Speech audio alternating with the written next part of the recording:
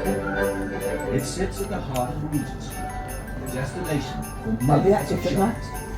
And this year they're pulling out all the stops to make it more Christmassy than ever. You do lose yourself in the joy of Christmas, I think, when you go to Hamleys.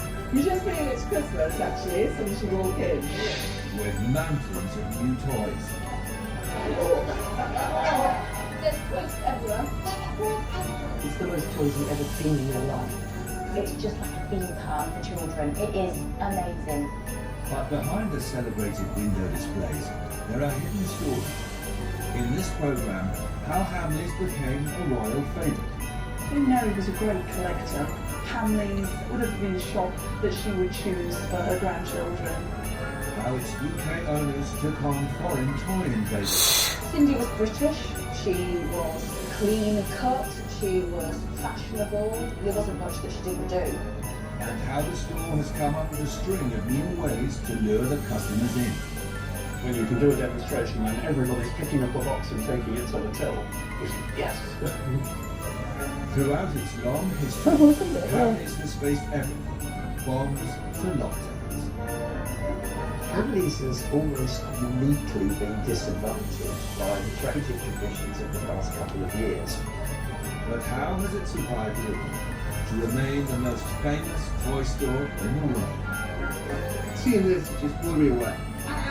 It's amazing. Look at it. Brings a little girl out in you. From the teddy bears to the play sets to the bigger toys. You know, there's something there for everyone. It is absolutely the king of the jungle. We've got it in our country. It's a mind-blowing shop. It's been around since, on that flag, 1760. Hamleys.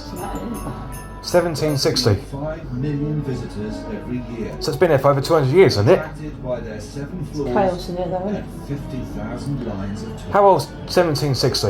It's over 200, nearly 200 years, isn't it? It's actually an overwhelming experience for any child that goes there. Something like 300 years. Yeah, 300 years old. Everywhere you look, there were toys everywhere, and adults enjoying the toys more than the children. You've got children trying to pull their mums and dads out of the shop. Save the Sky Electric for mum and dad. The Sky Electrics is on the same floor as Hornby because Hornby makes Sky Electric. Oh, they had those trees the other night in the shop window. Hamleys reintroduced the Saw those. to their one-of-a-kind offering. Hamleys has almost uniquely been disadvantaged. I'll be going after Christmas, by the without doubt. tragic conditions of the past couple of years. Hamleys is an experiential retailer. It is all about the joy, the fun, the magic, the memories that a visit to Hamleys can create. And it's not the same as having a brown box turn up at your door. The Hamleys Christmas season is back underway with a bang, and the shoppers of Regent Street are returning in numbers not seen for 2 years. It's the buzz of actually being back in a toy store. It's an iconic store. I've come up from Cornwall for a weekend away. This is where we go to and buy for our grandchild. Because of the whole, relaxation over the last couple of months, it's like crazy, but it's nice to be back. I think the magic of Hamleys is still there. So it was really nice to see all the toys and all the staff still engaging with the children. It's fantastic to be back. The store's really crowded and everybody's really excited to be there, be back. Compared with last Christmas, it's absolutely amazing. And we missed it a lot. Wow. Last Christmas wasn't nearly a proper Christmas Goes beyond the toys they have. because last Christmas was still partly lockdown. Especially with Still the during COVID. digital. Retail 2022. is becoming an experience.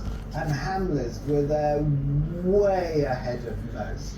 Going to Hamleys Hornby is not shopping. don't just make model trains. Joy. It's an amazing experience. I think at any time Hornby get their supply. Hamleys get supply of Hornby stuff all the time. Taking place. It's full of That's the floor I go up. That's the third floor all the Hornby stuff is. In Hamleys, and they have entertainers outside enticing everyone inside. It just looks so Hornby much fun. produce Bubbles being blown. It's the best free show in the world. Corgi Because you could walk in the morning without a penny in your pocket. cars and things. Be entertained, have your mind blown by the magicians, by things like this. Walk out and you haven't spent a bean. But non-spending customers don't make a business successful. Scale Electric, of course. Like every good retailer, Hamleys has ways of persuading them to part with their cash. Angus Lavery, known as the Puzzle King, worked there for 15 years. There are lots of ways of getting inside the kids' heads and the parents' heads as well. Little demonstration tables in the shop. Aspects is to give them ownership of the product. So as soon as possible in the demonstration, you get the product in the customer's hands. You give the puzzle to the customer and challenge them to do it.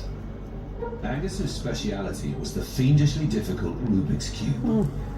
More than 400 million have been sold since 1975, Christ. making it one of the world's most popular toys.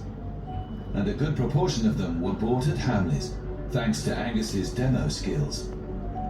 My best time on the Rubik Cube when I was at Hamleys was 22.7 seconds.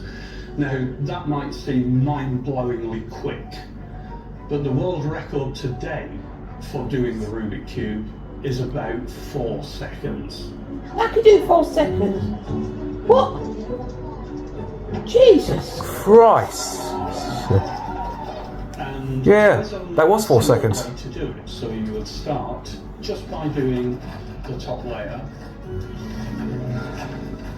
This is the sort of gift you buy for somebody you hate.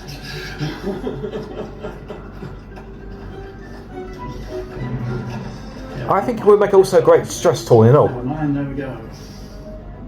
When you can do a demonstration and everybody's picking up a box and taking it to the till, you think, yes!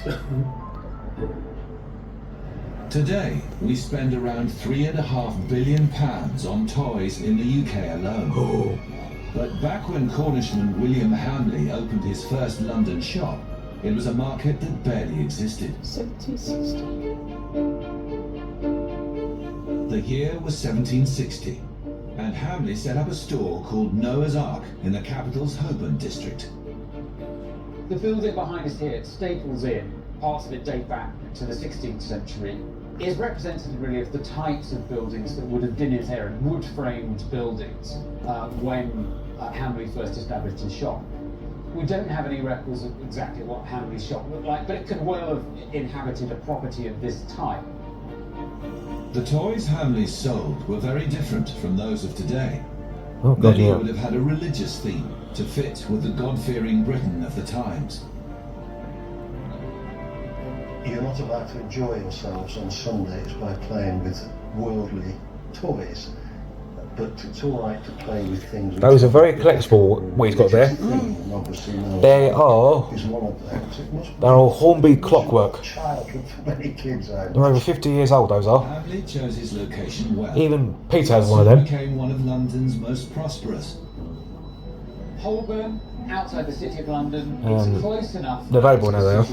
for trading, so where the wealth is created in the city. And then further west, you started to get developments of squares. A slightly higher class of person has started to move into these areas, into Bloomsbury to the north. As the clientele grew richer, Hamley expanded his range, stocking his shelves with new toys from the continent. There are dolls being imported from Germany and balls for kids to play with, or spinning tops and hoops and things like that. But the must-have toy in the 18th century is a nicely carved rocking horse.